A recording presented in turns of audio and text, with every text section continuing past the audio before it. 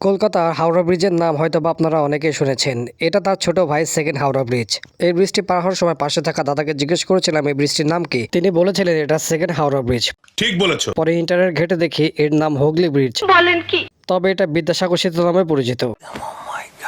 হুগলি নদীর দুই পাশে জেলা কলকাতা এবং হাওড়াকে সংযুক্ত করেছে এই ব্রিজটি। 1992 সালে জনসাধারণের জন্য এই ব্রিজটি খুলে দেওয়া হয়। এটি মাত্র 4টি স্তম্ভের উপর স্থাপিত এবং 121টি লোহার দড়িতে ঝোলানো হয়েছে। সেতুটি 458 মিটার দীর্ঘ এবং 115 মিটার চওড়া। ব্রিজের মাঝখানে দাঁড়িয়ে আপনি কলকাতার প্রায় একটি বড় অংশে আভাস পাবেন। কলকাতা শহরে চিরচেনা এই হলুদ কালারের ট্যাক্সিগুলো দেখতে বেশ ভালোই লাগছিল।